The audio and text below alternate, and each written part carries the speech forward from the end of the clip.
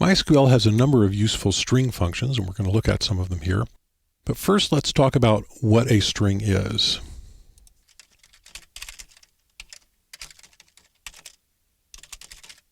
This is a literal string. Select hello world. So hello world is a literal string. You can see it's a number of characters enclosed in single quote marks, and that's how you do a string in SQL. Of course, there's also strings that are stored in a database.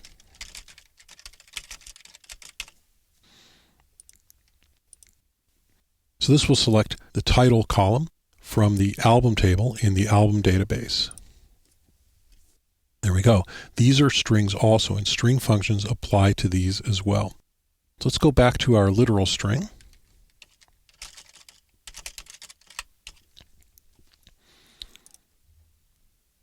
And there it is, hello world. And let's say that these two words were coming from different sources. So we'll use a function called concat to concatenate two literal strings. So you remember our function syntax. We have the name of the function, parentheses, and inside the parentheses we have arguments. In this case, there's two arguments separated by a comma. When we run this, it will concatenate hello with world and run them together. There we go. Concat hello world comes out. Hello world run together without the comma and the space, because the comma and the space in this case are simply separating the arguments to the function, and they're not actually part of the string. If we want the comma and the space, we could add that as a separate string inside here. And now we have three strings. We have hello, we have comma space, and we have world. It's a little hard to look at because we're also using a comma and a space to separate the arguments. But when we run it, we'll see we get the result that we're looking for. Hello, comma, space, world. Like I said, that's a little hard to look at. MySQL has another function called concatenate with separator, which is spelled concatenate_WS. And you give the separators the first argument. So I'm going to give a colon as the separator here. And then I use a comma to separate the arguments. So I'm going to take out this comma space string, and now we have three arguments. We have the first argument is the separator that we're going to use, and the second argument is the literal string hello, the third argument is the literal string world. And so what this will do is it'll use this separator to separate all the arguments after it. So we have hello colon world, and if we were to have more arguments,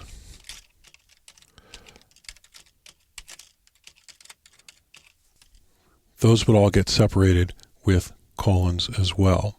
I'll show you a practical example of this a little bit later in the lesson, but right now I want to talk about LPAD and RPAD. And in order to do that, we're going to close our browser. We're going to open up the command line client. Because spaces are hard to see in a web browser, web browsers tend to fold numbers of spaces all into one space. So it's hard to illustrate something that actually uses spaces in a web browser. So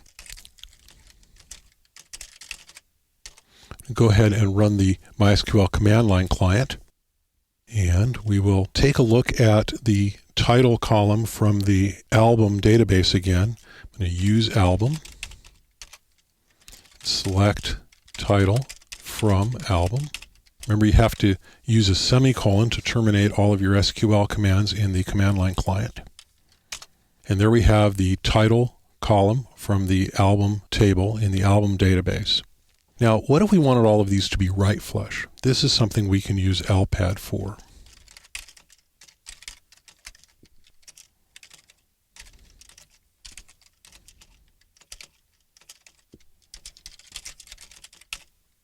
Select LPAD title, comma, 30, comma, space, from album, semicolon. And what this does is it calls the LPAD function. The first argument is what the string is. So in this case, it's the title column from the album database. The second argument is the number of characters that you want to have in the final string, and we'll see what that looks like in a moment. And the third argument is what you're padding it with to make the string that long. And then we have our SQL from album telling it what table to take the column from. And this is what we get. We get the title padded out to 30 characters. So all of these strings are exactly 30 characters long. And if the data wasn't long enough, it pads the left-hand side, that's why it's LPAD, with spaces. If we use RPAD instead,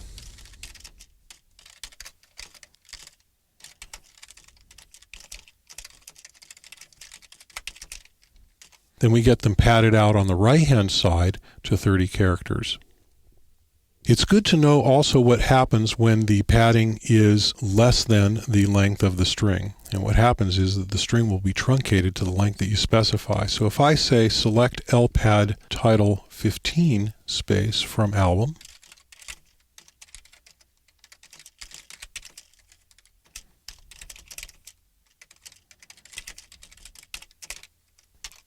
then we get strings that are exactly 15 characters long, and they're truncated at the end. If the string is short enough, in the case of apostrophe or kind of blue or birds of fire, then that's fine. If they're too long, in the case of Two Men with the Blues, then it's truncated to 15 characters. If they're too short, they're padded on the left-hand side. This is what you would expect if your strings are longer than the amount of the padding. So this is really useful for reports that are going to be printed in a fixed width typeface, which reports typically were until just the last few years, and in a lot of places they still are. So that's the LPAD and RPAD functions. I'll go ahead and exit the command line client and go back to the web browser. And I want to show you a practical example of how these are used. This is an example from the CRUD application, and we'll actually see it in place in the CRUD application later on in the course.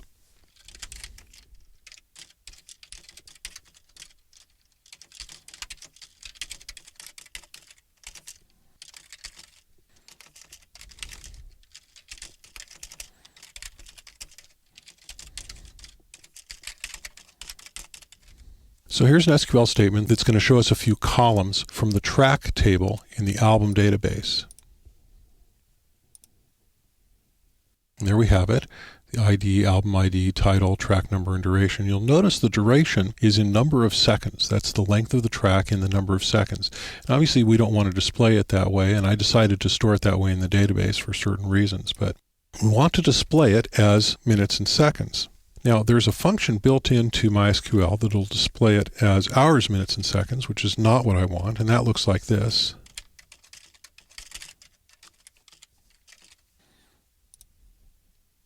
So you get hours, minutes, and seconds, and a few tracks are long enough for that, and when they are, I'm happy to display, 90 minutes instead of 1 hour and 30 minutes. And so what I really wanted was to display this in minutes and seconds, and so I came up with a way to do it using concat.ws and LPAD, and that looks like this. Go ahead and indent it on another line so that it's obvious and visible. And you remember from the SQL course that white space is ignored in SQL, and it's all just folded into one space, and so this allows us to indent the code so that it looks readable on the page.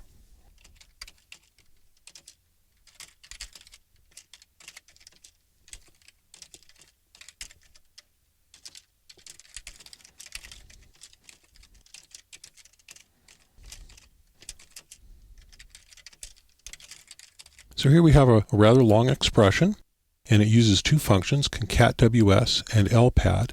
And when you're looking at a long expression like this, it's best to start in the inside when you read it. This makes it easier to read. So if we look at this part of the expression here, we see we have an LPAD function with duration mod 60, and we'll be explaining that in the section on numeric functions, but in a nutshell, that does a division and gives you the remainder.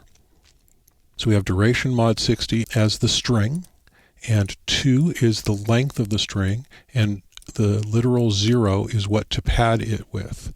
And so what this will do is it'll take this duration mod 60, and if it's less than 2 characters long, it will pad it on the left-hand side with zeros. And that gives you things like this here. This duration is 3 minutes and 5 seconds, and you'll see that it'll display as just 3:05 when we're all done with this. And then we have concat.ws, which has 3 arguments. It has the separator, and it has the duration div 60, which is the number of minutes, and this LPAD expression for the number of seconds. So it takes those two values and it concatenates them together with a colon, which is exactly what we want. So that's how this line works. When we press go here, we'll see. We now get the duration in minutes and seconds. So we have 5 minutes here. Down here we have one that's 13 minutes long. We'll notice that it shows the whole 13. It also shows this 06 with a leading 0. We have that in a few places there. So it's padding the left-hand side of that value with a 0. So we have a leading 0 on the seconds. We don't have a leading 0 on the minutes, which is exactly how I think it should be displayed. And so that's why I created it this way. So there is a practical example of these string functions. And of course, MySQL has many string functions available. Most of them are not as commonly used as the concatenation and the padding. And they're all documented on the MySQL website if you're interested in them.